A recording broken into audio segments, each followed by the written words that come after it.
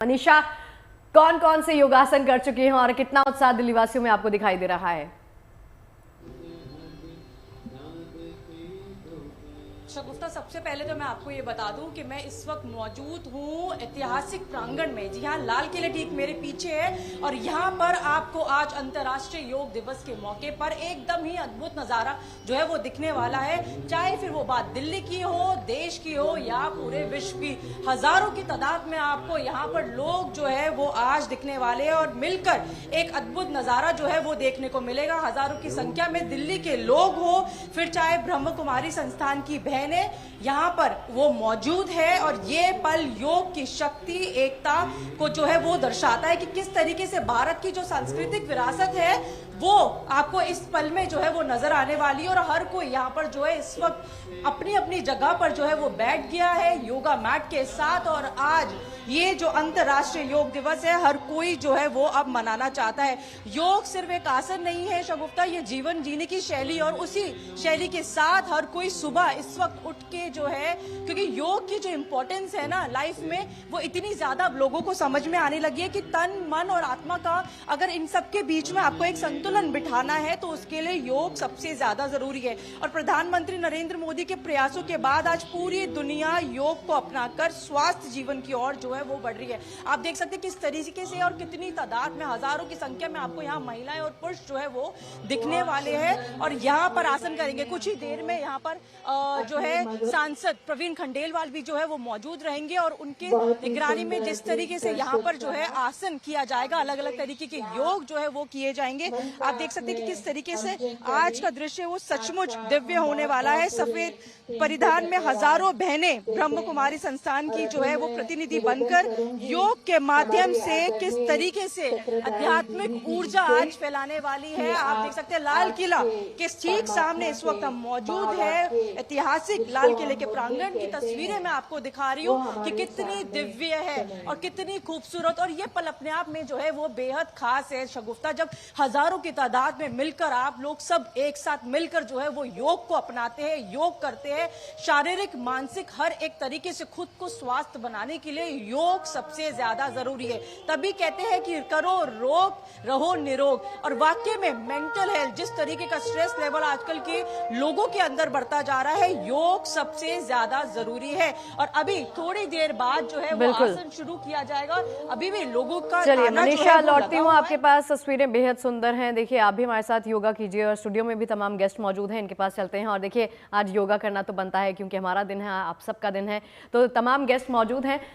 सबसे पहले करुणा जी, आपके साथ शुरुआत करते हुए, योगा को देखिए एक जीवन शैली के तौर पर देखा जाता है। कहा जाता है कि एक ना मिथ है जिसको ब्रेक करने की कोशिश की जा रही है कि कहते हैं जिम में अगर जाकर आप मसल्स बनाते हैं, पसीना बहाते हैं, उससे कहीं ज्यादा स्ट्रांग अगर आप हो जाते हैं सही तरीके से, अनुशासित तरीके से अगर आप योगा करते हैं। ये कितना सही है? छोटा सा आंसर चाहूंगी और योगा शुरुआत करते हैं। जी, मैं आपको ये बताना चाहूंगी सगुप्ता जी कि योगा में कोई कंपटीशन नहीं होती है, एक कनेक्शन होती है।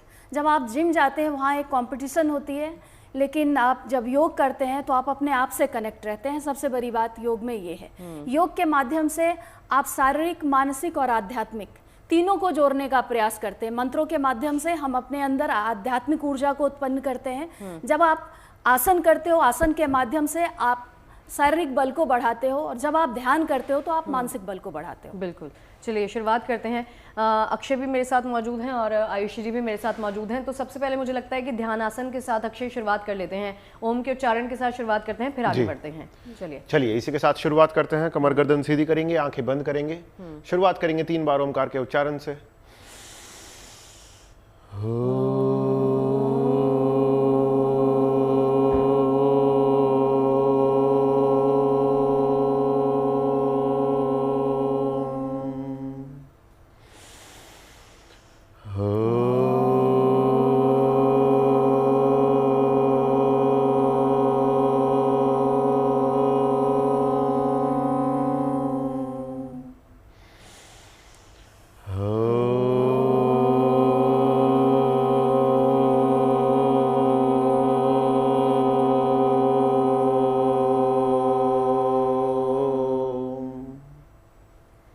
मिलाएंगे अपनी दोनों हथेलियों को, करेंगे रब, ऊर्जा का निर्माण, लगाएंगे आपकी आंखों के ऊपर, संपूर्ण शरीर पे करेंगे अपने आसन को प्रणाम। शुरुआत करेंगे। बहुत बढ़िया।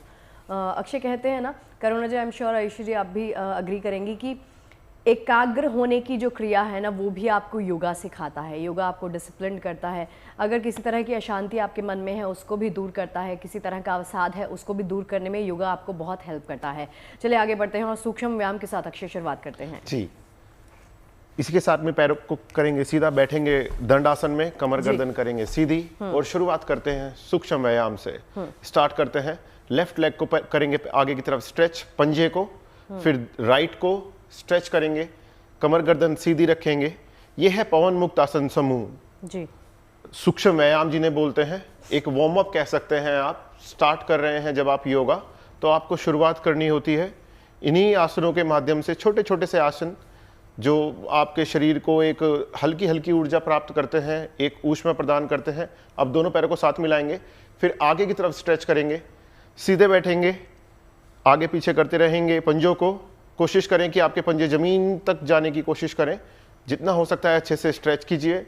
आप जितना अच्छा सूक्ष्म व्यायाम करेंगे, जितना अच्छा स्ट्रेच करेंगे सूक्ष्म व्यायाम में, उतना ही शरीर आपका लचीलापन महसूस कराएगा जब आप आसन कर रहे हैं। तो सूक्ष्म व्यायाम इज इम्पोर्टेंट। एंड इसी के साथ में ही करते हैं रोटेशन, फीट रोटेशन करते रहिए। 5 बार क्लॉकवाइज कीजिए और 5 बार एंटी क्लॉकवाइज कीजिए। ये आपका सूक्ष्म व्यायाम है और इससे हल्की हल्की हीट प्रोड्यूस होने की शुरुआत हो जाती है आपके शरीर में, ताकि आपको आसन करने में एक सरलता प्रदान होए। फिर यहीं से ही पैर को बेंड करेंगे, लेफ्ट लेग को बेंड करेंगे, चेस्ट तक घुटने को लगाएंगे और घुटने को सीधा करेंगे। कमर गर्दन भी सीधी रखेंगे, फिर बेंड करेंगे, फिर स्ट्रेट करेंगे, फिर बेंड करेंगे। ये आपके घुटनों की एक्सरसाइज है। जिन लोगों को नी से संबंधित जितनी भी समस्याएं हैं, आर्थराइटिस, नी जॉइंट से संबंधित, जिनका साइनोवेव फ्लूइड खत्म हो जाता है, जो हड्डियों के बीच में घर्षण पैदा करने से जिन्हें नी में पेन होता है, उनके लिए बहुत ही लाभकारी है। फिर दूसरे वाले पैर से बेंड करेंगे और इसमें आप कोशिश करें कि आप अपनी कमर सीधी रखें और पैर को सीधा करने का प्रयास करें। जितना सीधा आपका घुटना होएगा, उतना अच्छा स्ट्रेच आपके हैमस्ट्रिंग मसल्स पे, काफ मसल्स पे, थाइज मसल्स पे आएगा और घुटना तो एक अच्छे तरह से स्ट्रेच हो ही रहा है। बिल्कुल। शुरुआत करते रहेंगे, स्ट्रेच करते रहेंगे, यहीं पे बेंड करेंगे और फिर आ जाएंगे तितली आसन में। दोनों पैरों को आगे से मिलाएंगे, सीधे बैठेंगे, बटरफ्लाई पोज। ये है तितली आसन, महिलाओं के लिए बहुत ही लाभकारी अभ्यास। क्या क्या फायदे हैं अक्षय इसके? देखिए, जो तितली आसन है वो बेसिकली आपके पेल्विक को ओपन करने के लिए होता है। ये प्रीनेटल जो महिलाएं गर्भवती होती हैं उनके लिए बहुत ही लाभकारी है। नॉर्मल डिलीवरी में बहुत आजकल लोग चाहते हैं कि नॉर्मल डिलीवरी हो, सिजेरियन ना कराना पड़े, तो उसके लिए बहुत ही महत्वपूर्ण आसन माना जाता है तितली आसन। बिल्कुल, ये आसन करते रहेंगे। इसी बीच हमारी सहयोगी पूजा के पास चलते हैं। पूजा, अंदर से कमांड आई है कि आपके पास बड़े इंटरेस्टिंग विजुअल्स हैं, क्या दिखा रही हैं? नारा दिया हमारे मुख्यमंत्री जी ने, योग युक्त हरियाणा। पूजा, मेरी आवाज आ रही है? बोलो, योग युक्त हरियाणा, नशा मुक्त। चलिए, तितली आसन के फायदे ये बता रहे थे करुणा जी। चलिए इसके साथ आगे बढ़ते हैं। अब आप बताइए, आप क्या करवाने वाली हैं?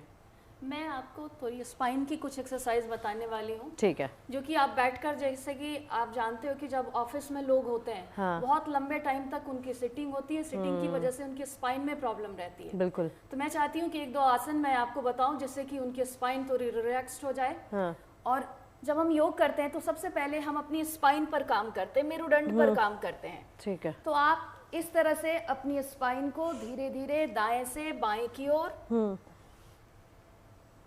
आप ले जाने का प्रयास करें। One side, inhale, exhale, inhale, exhale, श्वास भरें, दूसरी तरफ श्वास छोड़ दें, श्वास भरें, श्वास छोड़ दें।